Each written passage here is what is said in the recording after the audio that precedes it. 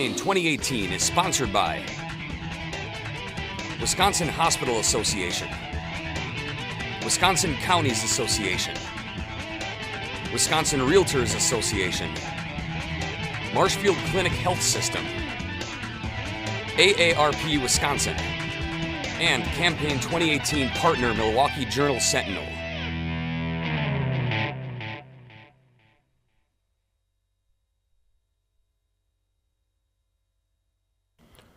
Jesse James of Altoona is the Republican candidate in the 68th Assembly District. Jesse, welcome to WisconsinEye. Thank you. This is your first campaign, so I'm curious. What are they telling you are the top issues? What do you think are the top maybe 1, 2, or 3 issues in this election, sir? The top 3 issues that I'm feeling for the 68th Assembly District include education, healthcare costs, and probably the drug epidemic that's surfaced in the Chippewa Valley. Well, since you're the Altoona Police Chief, let's start with that. Next steps in fighting the methamphetamine abuse epidemic, whatever the proper term is, but with your law enforcement experience, what do you think of the potential next steps? Well, next steps, it's important to identify those that want the help, that have the addiction, that we can help those that want the help first. Mm-hmm. That's how you address addiction first, is those that are addicted, that admit that they have a problem and that they want the help, then let's get the treatment options available to those people first. Okay. But however, what I'm hearing is sometimes that can be available and they go back to the same group that they hung around with before they went to jail or whatever, faced charges, went through their deal of the abuse, and they get back in that group and then they reuse. So they relapse or they fall off the wagon. And we need to get some measures in place to help direct them in an alternative path. It could be partnering with employers within the 68th Assembly District, those that choose to employ those that have those problems. There is a fellow that I had met while I was door knocking that is actually doing that. He primarily focuses on those that are recovering addicts and gives them an opportunity. They gives them employment opportunity. And actually he's a previous user himself. So he knows the ramifications of relapsing. He knows what it's like. He knows what to look for as an employer. And I think that's awesome. I think if we could get more employers to have the faith in those that want the help and provide an opportunity so that deviates them from the using path to having a successful life path, I'm all for it. Part of the public debate is this question of, do we legalize medical marijuana and or recreational marijuana? Your position, sir? Legalizing marijuana is not a good choice. Okay. And that's just based off information from other states that currently have legalized it. You can talk to any of the law enforcement agencies, and I'll speak from Denver, Colorado area. Mm-hmm. They're having a hard time. There's an increase in thefts out there. There's an increase of robberies, like person to person, walking down the street. Some of the officers out there, from what I understand, are detailed to a certain specific area because of the location where they're at, and the people are taking advantage of those people in them places and stealing their wallets, their purses, even being armed, whether it's at knife or gunpoint or whatever. But there's problems with that. So as far as legalizing marijuana at this time, I think we need to do our due diligence collectively, and let's pull the statistics from the other states that have legalized it, and let's look at the big picture here as far as, it's going to bring more tax dollars to the state, but is that in the best interest of public safety and public health? What about the medical side? The medical side I would support looking at. Okay. I do have a little allegiance to that element itself. As long as it's properly controlled, we'd have to look at the procedures in place on how and what that exactly looked like and how it was prescribed, and if potential abuse problems, doctor surfing and stuff like that would take place. A big question in the next budget is whether we should authorize a new state prison. You know, Waupun and Green Bay were built in the 1800s.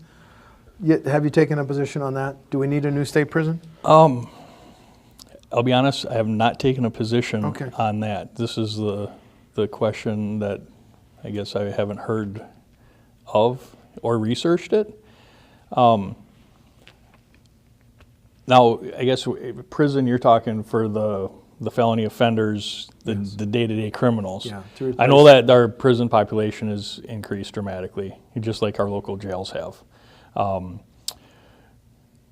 I would have to get more research to answer that question. Okay. In my opinion, if there is a problem, though, let's take a look at it. And maybe be a little creative and include the more treatment programs, options that those that are in prison that could do that would benefit Wisconsin as a whole. Okay. Get them active and participating in community. I don't know what that would exactly look like, but my wheels are turning. Since you're hearing one of the top issues is our schools, there's the current state budget has an increase in funding for state aid for public schools.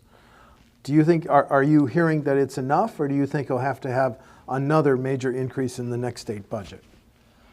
From what I'm hearing from the people I've talked to is that they are pleased with the increase going into the educational system, into the K-12 system.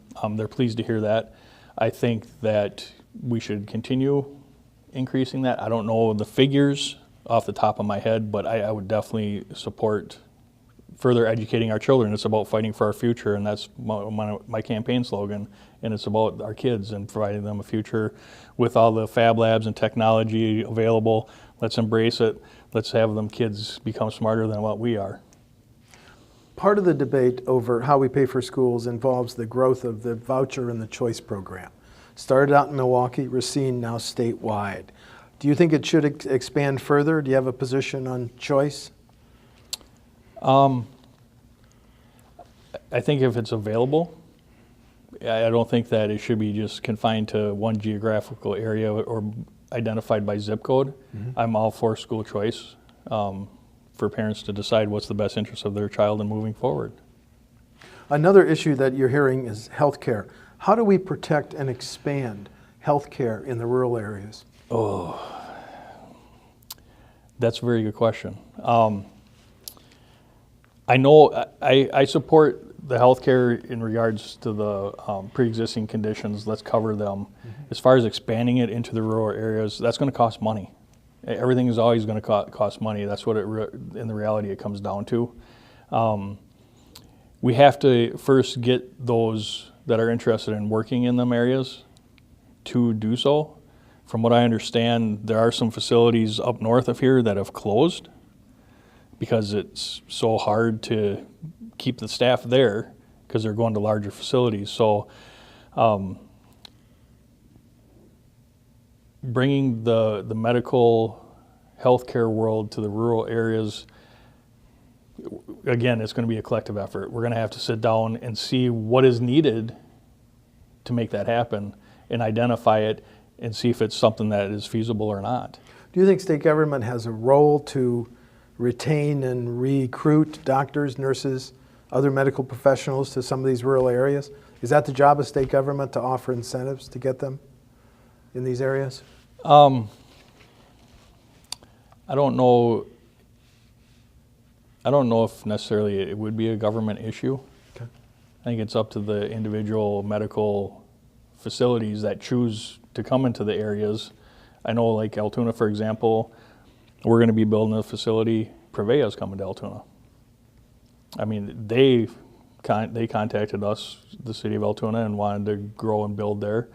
So really, I think it's up to the individual health facilities and them determining the location. And they obviously felt a need in Altoona, and we gladly accept that. State government, and last question on healthcare. State government and Delta Dental have a plan that subsidizes dental clinics for those that can't afford or don't have dental care. Do you think that should remain a priority in the next Medicaid budget, in the next cycle of budget cycle for the state? Okay. So right now, can you repeat the question?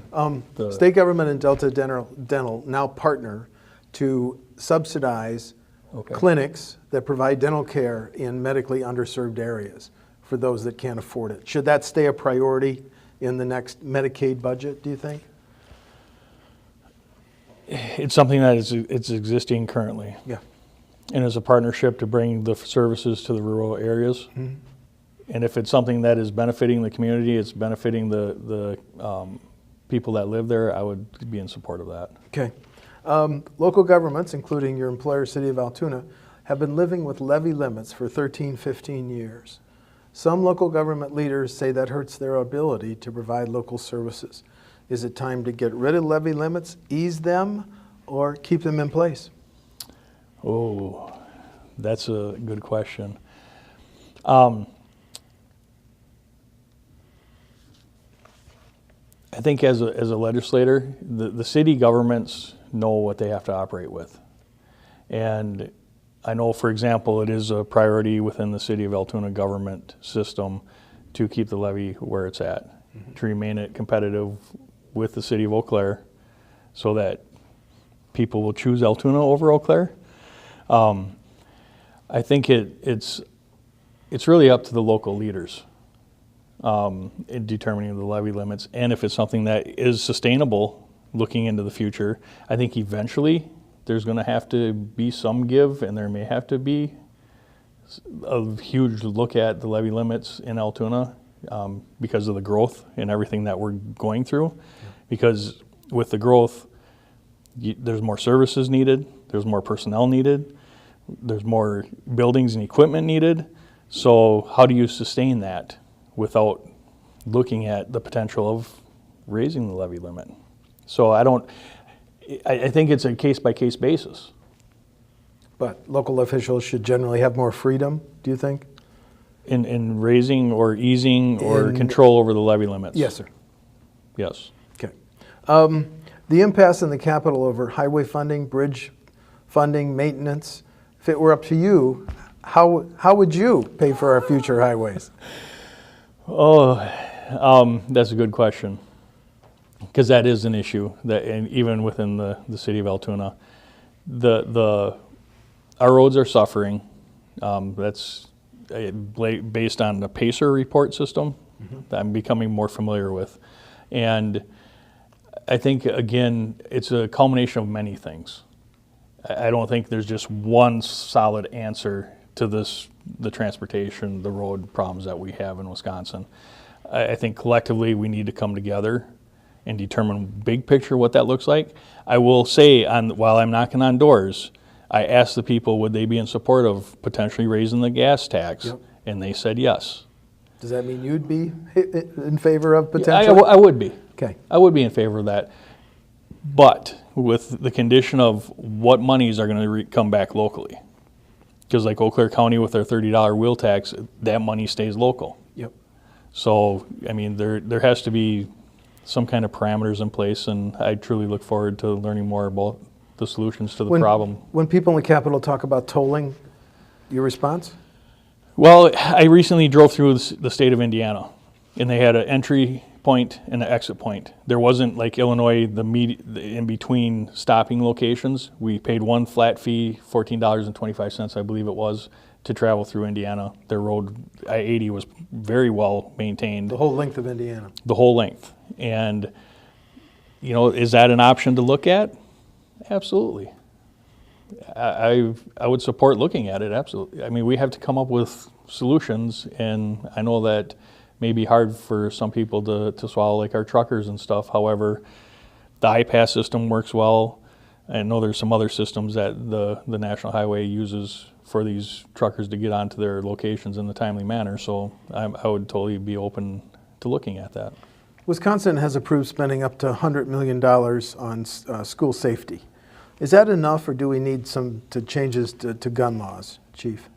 Well, I'm definitely a Second Amendment supporter. Being in law enforcement, I don't believe we need any stricter gun laws in place as far as protecting your property, your family.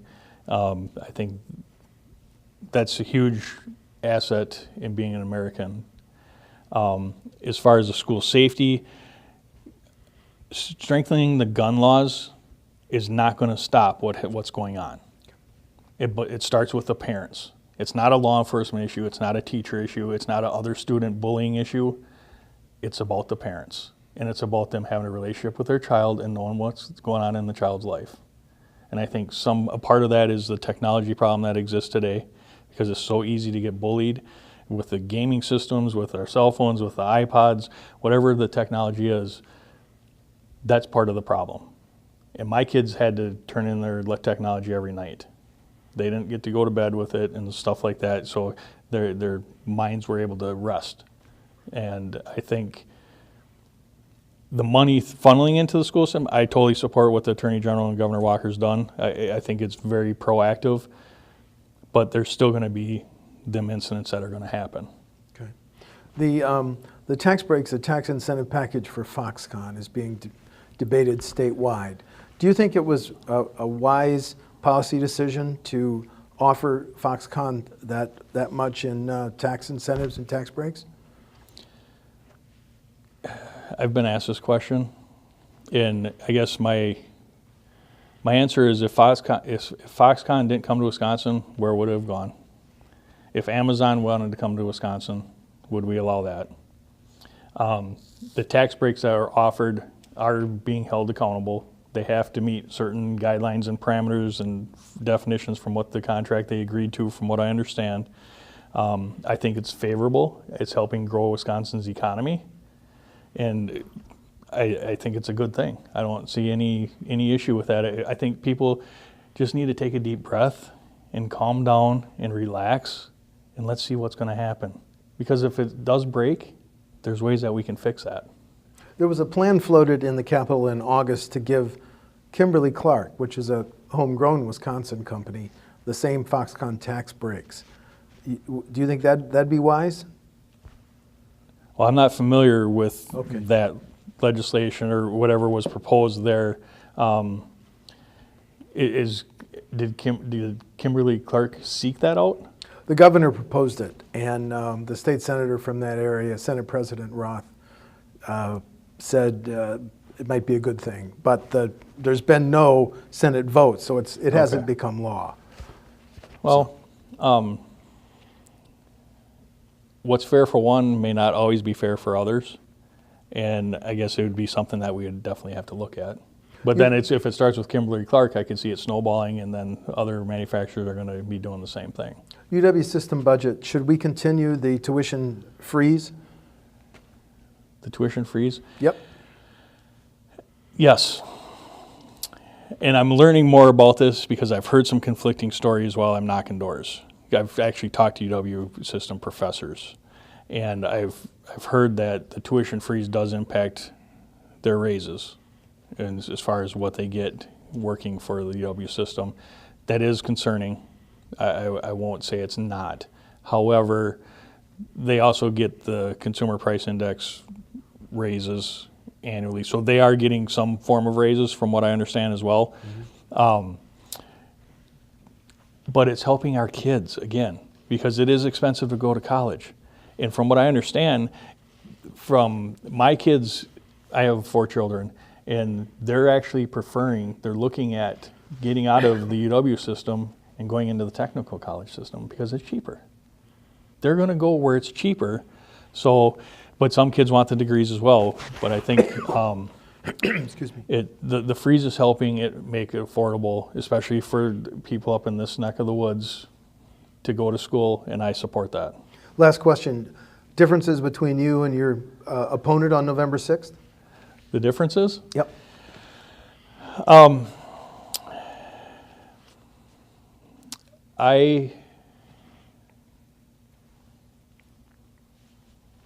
I believe I'm the stronger opponent. I'm in touch with the 68th Assembly District. I have served in the public service world for a very long time, almost 20 years now, and I'm proud of that. And I think my record will reflect that. I think that the policies and other issues that I've been able to deal with in Altoona shows how much of a hard worker I am Statistically, at one point, based on uniform crime reports, Altoona was the 11th safest city in the state of Wisconsin. And I take pride in that. I will work hard. Our staff does an amazing job in Altoona. And I think the voters are seeing that more and more as I'm going out and meeting them. And I look forward to meeting more of them. I'm level-headed. I'm not extreme one way or extreme the other. I'm more of the middleman. I have open eyes, open ears, and an open heart, and that's what I look forward to. And I'm totally looking for victory come November 6th. Thank you. Jesse James of Altoona is the Republican candidate in the 68th Assembly District. The election is November 6th. Jesse, thanks for talking to WisconsinEye. Thank you for having me. Thanks. Campaign 2018 is sponsored by Wisconsin Hospital Association, Wisconsin Counties Association, Wisconsin Realtors Association, Marshfield Clinic Health System, AARP Wisconsin, and Campaign 2018 partner Milwaukee Journal Sentinel.